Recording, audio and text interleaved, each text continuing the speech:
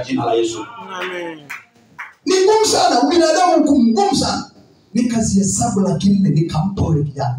Peleka. Akapeleka. Sasa tunahitaji kuomba tufunguke.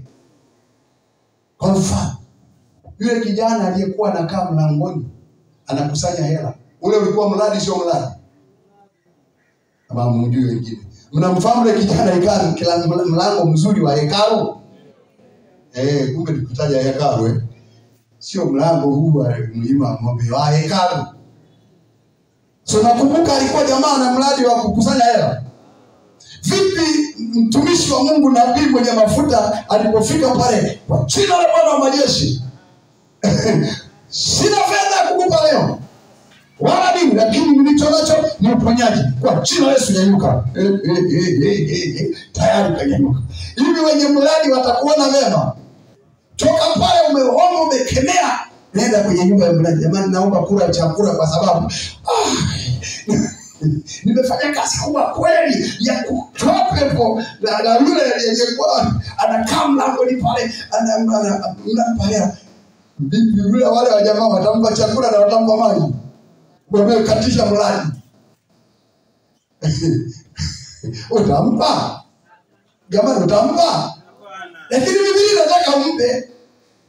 Mtafuta adui yako umpe chakula. Neema ya Mungu itukute. Neema ya Mungu itukute. Wana maombi tunapaswa tuwe kwenye level ya juu sana ya kuwa na uelewa. Tunakuwa kama tumepata hasara, lakini iko Mungu analeta faida mara 100 na unakuwa umejenga ufalme kwa staili ya ajabu. Yule ndugu pamoja na kwamba hajaokoka, lakini faida niliyoipata alinitangaza vizuri sana mpaka kwa familia. Kama tabadilika huko pote mbali, lakini pale akasema sijawahi kuona watu kama huyu. Wangeambiwa lini kama sijampa hela? Haleluya, haleluya. Haleluya. Kwa kuna mambo ambayo unaweza ukashawishi jamii imjue Mungu wa kwako. Kwa mimi kakangu ni Paulo, mimi nafundisha kwa vitendo bwana. Lakini umhesabie mtu sio mchezo, sio muziki mdogo. 50 tu inakuuma ukimpa mtu. Sasa laki 4 na haijarudi.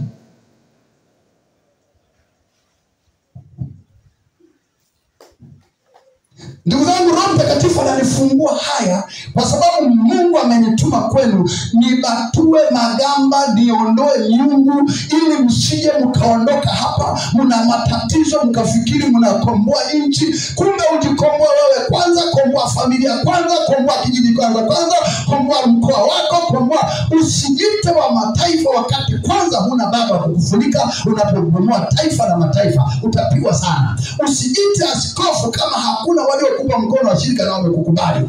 Usijite mtume kama hakuna waliokuwekea mikono wajue wewe uko mahali fulani. Usijite wewe ni mchungaji wa mkoa wakati wewe ni wa kijiji. Kinakusumbua, utapata shida tu. Sasa leo tunakwenda kujikumuta. Wewe utagundua weakness yako ni nini, udhaifu wako ni nini, tatizo lako ni nini. Ni uongo, ni hasira, ni tamaa, ni wizi, ni kudanganya, ni kuomba dakika 2. Unapenda sifa lakini kipimo. Mimi niliambiwa kazi kupe jina, sio cheo kikupe kazi. Narudia tena. Niliambiwa kazi kupe jina. The way unavyo perform, unakusanya huyu, unamwona huyu na roho ya kichungaji, ndio jina linakupa kazi hiyo. Unaona unapapa watu kama kwenye mkutano hii, unamwona mtu ana kiu ya soda, yaani wewe una 20, unamwona kabisa midomo imekauka, alafu unampita kama umjui. Lakini unajua kabisa nirudie soda. Watu wanasema huyu ana ukarimu. Sasa kazi imekupa jina, sio cheo. Na mimi nawaambia ili tu mkutano uwe wa baraka na mbingu ifunguke, lazima tujikungute maruwe yote, tujikungute vitu vyote, na tuamue kusamehe na kuachilia, ili neema ya Mungu iwe na sisi tunapoomba tuombe. Na ndio maana nasema sasa chagueni mtakao mtumikia, ni Mungu kama ya baba zenu, maana tabia zenu wengine mlizo nazo ni za mama yako, ni za nyanya, ni za bibi. Tena sana na bibi yako ilikuwa mimba inatoka namna hiyo. Inatoka mimba, kwa nataka roho iendelee kwa. Mnaponiona ninakasirika, yani na mama yangu anaona kama sifa. Yani na mama yangu alikuwa anakasirika hivi. Unaona mdogo wangu amekufa kana miaka 18, miaka 28 ya ndoa. Yaani sisi hatukai kwenye ndoa. Ifike miaka 40 haiwezekani. Ikifika miaka 15 tu mwanamke anakukataa, nani? Unaona sisi? Ni nyungu, ni ngamba, ni roho. Sisi tukikolewa hatukai kwenye ndoa. Hata sisi hatuolewa mapema. Sasa tunataka tuivunje, ujikumute, umwambie hapana, kwenye mlima huu kujenga historia lazima mimi nitakutumikia Mungu wa kweli. Joshua anasema mimi na nyumba yangu nitakutumikia Mungu. Lakini anasema uchague leo. Kwa hiyo ni uchaguzi, sio kukulazimisha. Uchague. Unataka uwe na mpenyo, kataa miungu. Vunja madhabahu ya shetani. Mwenzetu alifaulu akaenda kimya usiku. Ni nani yule? Akaenda ni nani? Gideon. Piga makofi Gideon. Piga makofi Gideon. Bwana rafiki yangu na jina hili kuna mtu anaitwa Gideon hapa. Utoke usiku kavunje miungu ya baba zako kule. Piga mateke, mvuruge. Piga kabisa, ambia miungu ya baba zangu ambao hawakumjua Mungu mimi sitaki. Gideon aliondoka usiku. Akaonekana kuwa shujaa. Vunja miungu ya baba zako. Kama kuna kitu kiovu ambacho baba zako anacho usikifuate. Akaivunja. Jamaa wanaamka asubuhi hamna kitu.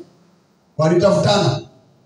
Nataka kuanzia leo upate upako wa kuvunja miungu ya baba zako na kila roho chafu na kila kilichokung'ang'ania kiondoke, ili tufike mahali makanisa yaongezeke, huduma ziongezeke, unabii uwe mzuri kwa ajili ya utukufu wa Mungu. Na baada ya kumaliza kuna tangazo zuri. Silitangazi sasa hivi. Kuna tangazo zuri nitatangaza jioni au kesho. Sasa kama huji kesho utakuwa umekosa. Tusimame.